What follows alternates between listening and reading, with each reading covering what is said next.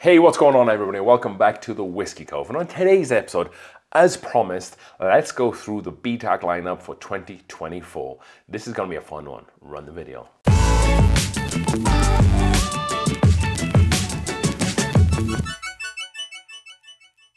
All right then folks, thank you for joining us for another new and exciting episode here on the Whiskey Cove. And I promised, and I will duly deliver, when the BTAC information about the Buffalo Trace Antique Collection gets posted, I will bring that to you. So then when you go through to the end of your raffles, if you're fortunate enough to get one, or even fortunate enough to be able to buy one off the shelf, you know exactly what you are getting. So I was waiting online to try to see if Buffalo Trace were gonna update the new sheets that they post out for all the BTAC online. They didn't. So of course I got onto the old computer, emailed them, and just see if I could, be able to get that information. And a lovely person called Leslie from Buffalo Trace stepped up and sent me some really awesome information about each of the releases this year. And I know for a lot of you folks at home, you won't be able to find these whiskeys, but at least, off the very slim chance that you do get an opportunity to maybe buy one, you go into armed with all the information that you can to make the best decision on these whiskeys that matches your taste. So with that being said, let's dive on into it. And if you don't already know, after this video, go down in the description. We are doing a raffle, and that live stream for that raffle will be on November 22nd, 7 p.m, where we will be giving away some really awesome samples. And you don't have to buy a raffle ticket, you just need to be tuned in. And when I do samples, I do them properly. We've previously had the full Russell's vertical lineup up here, plus then some. And then we've also done something like Iashilla, George T. Stagg, King of Kentucky. When we do samples, we do them properly. You do not want to miss that, so definitely tune in for that. So I have my old trusty computer for this video. So let's delve straight in. And first up, we have William Larue Weller. So the 2024 William Larue Weller, I was fortunate enough that I got a William Larue Weller, I think it was last year if I remember. Yeah, that's what it was. Time goes fast. This was a great bottle of whiskey and still is. Not much left. Opened this up, shared it with friends, keeping maybe a little bit left for a special occasion. Maybe we'll drink this on the live stream here. Such a great bottle of whiskey. I was looking for this bottle for a very, very long time. A bottle of whiskey that would just kept evading me. Now that I had it, and last year's very, very good, and I would probably choose that over any one of them in the BTAC lineup. So this year's 2024 is going to be aged over 12 years of the William Larue Weller on the lower floor of Rick House's at the Buffalo Trace Distillery. So what does lower floors mean? You're not really going to get as much Angel Share and Devil's Cut. There's not going to be as much contraction in the barrel because it's not going to be up top where most of the heat is. So arguably you might not have more of a sweeter bourbon. I feel like if it's up higher and you get more of those expansions and contractions, that the whiskey doesn't have an opportunity to go in and out of the wood. Hence maybe the sweetness isn't as prevalent. You might get more woody notes. I feel that you might not have as much proof, but of course we can go to that a little bit because the proof and ABV on this guy is going to go into the barrel 114 proof, and then it's going to be uncut and unfiltered and bottled at 125.8 proof. Don't ask me to do the math on what that ABV, just half it. And that is going to be then, which they're going to say that honors the legacy of William Larue Weller. So this is going to be Buffalo Trace's wheated bourbon mash bill, which is undisclosed, but Buffalo Trace don't disclose what exactly their mash bills are. You can go online and try to find the best guess, but they don't have many wheated mash bills, so this is the same as the whole Weller lineup as well. So they go on to say that this is the best of the best when it comes to Weller. They have their Weller warehouse, so to speak, and then those really honey barrels, they keep to one side specifically for this release. So all the BTAC whiskies this year have raised a little bit in price, so expect to see these, if you can find them in lotteries or whatnot, between around about $130 to $150 if the store is sticking to MSRP, but there has been a rich kick up in the price of this year.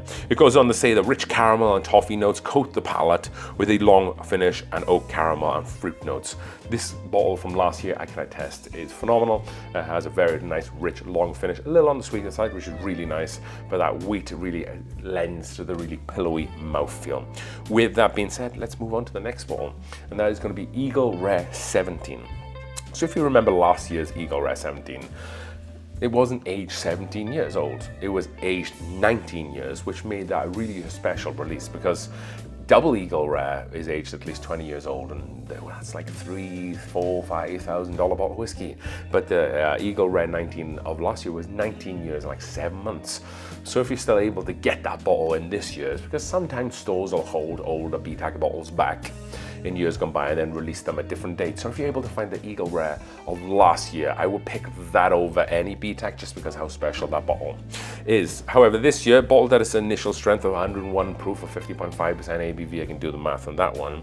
The Eagle Rare brand launched in 1975. This year's Eagle Rare 17-year-old bourbon was distilled in the spring of 2007.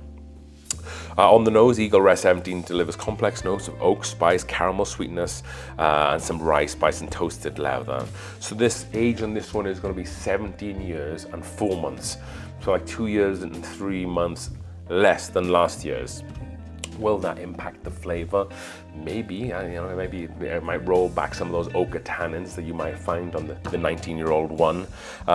It goes on to say that the last year's release of the Eagle Rare won double gold and had the best-in-class medal. Again, lends to why last year was really special.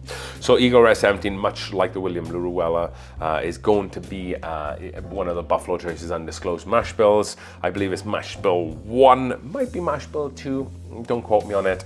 And then, of course, you don't know what that is. Price, again, is going to be $130 to $150. Expect to pay a lot more than that. Stores try to gouge you at the end of the year. Thank you, stores. Moving on, we have George T. Stagg. So Buffalo Trace make more George T. Stagg than any other whiskey in the BTAC segment.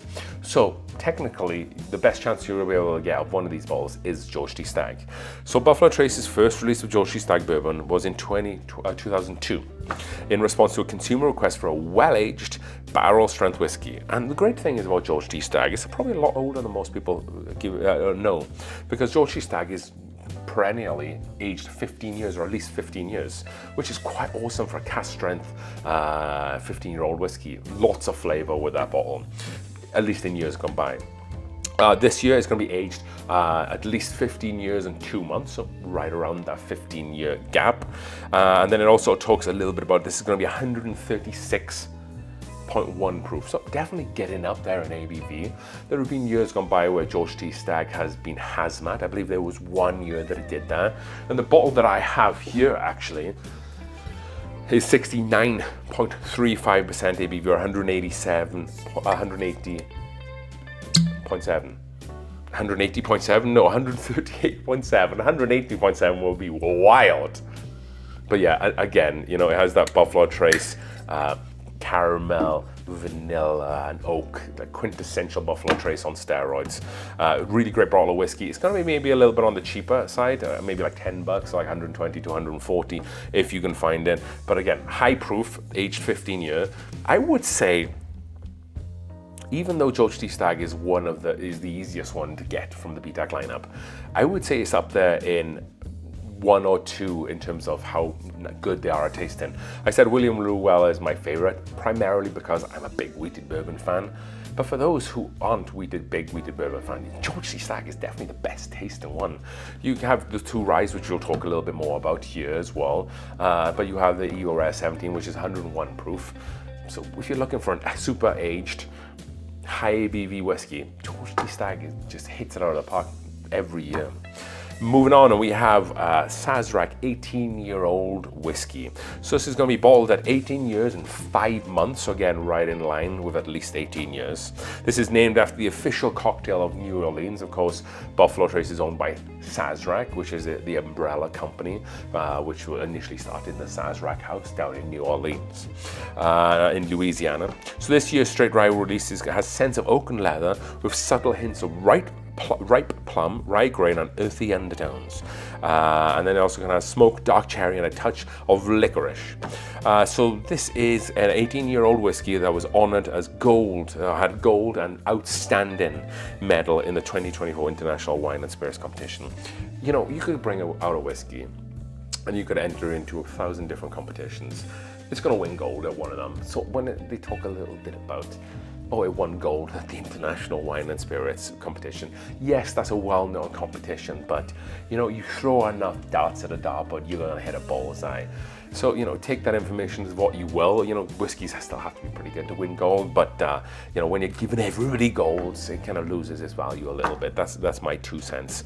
So the Sazerac, it doesn't say the ABV on the information that she sent me, but I believe it's always 45% ABV on 90 proof. Every release every year is that one. And then the Thomas Hardy that we'll talk a little bit about is the variable one there. Again, I don't want to repeat myself too much, but around about $130, maybe $160 on the Sazerac 18. And then lastly, the Thomas Handy Sazerac Straight Rye Whiskey, which people kind of prefer more than the Sazerac 18 just because it's the higher proof and maybe more flavor. So for this Thomas Hardy, goes into the barrel 125 proof, comes out of the barrel at 127.2 proof with over 6 years of age. So much like the other whiskies that we have on this list, this is the most youthful one. I've had the luxury of trying this bottle, albeit quite fast in an event as they were shooing through people. It was very tasty. It was one that caught me a little bit off guard by some of the other ones that I had tasted, just because how much flavor came with the added ABV. It goes on to say that this bottle was bought directly from the barrel, honoring the traditional method from over centuries ago. The 2024 Thomas Handy, I think sometimes I say Hardy, I apologize for that, is bold and invigorating and scents of freshly cracked black pepper and a lasting long finish of cinnamon, pepper and clove. It goes on to say that the 2023 Thomas Handy Straight Rye Whiskey was awarded double gold at the 2024 Singapore World Spirits Competition. So, you know, take that of what you will. But a 6-year-old cask strength whiskey, it doesn't taste youthful. My own experience with a previous batch. However, this might, I don't really know. But again, much like the George T. Stagg, if I had to say what the second easiest bottle would find, it would be the Thomas Hardy Handy. I keep saying Hardy, Thomas Handy. So take that information as what you will. If you go into a lottery or a raffle and you're told you have the ability to choose any bottle from the BTAC lineup, I like wheated bourbon, as I said, so I would choose the Larue Weller. If you're someone who likes quintessential bourbon notes, doesn't really care if it's wheated or otherwise, get the George T. Stagg. If you're someone who likes aged rye, get the Sazerac 18. If you're someone who likes a cask strength rye, get the Handy. I said that right. And then if you're someone who likes aged whiskey, not too high proof, right in the middle of the road, Eagle Rare 17 is a great place to be as well. Truth be told, you come away with any one of these bottles, you're gonna be pretty happy, but now you know a little bit more about them. These last 2 rye bottles was Buffalo Trace's Rye Mash Bill, which is also the same as the H. Taylor Rye, and Buffalo Trace's Kosher Rye as well. So if you try those bottles and you don't quite like them, then maybe don't get the ryes, would be my advice to you. So thank you to the folks over at Buffalo Trace that have been able to send me some of this information, because I'm not gonna wait until these get posted in like December or whenever it is. So good luck to everybody. Hopefully you'll be able to find a BTAC bottle. I know this video isn't for everybody. Thanks for joining us here, and as we drink through the world's whiskey one glass at a time, thanks for watching. Cheers.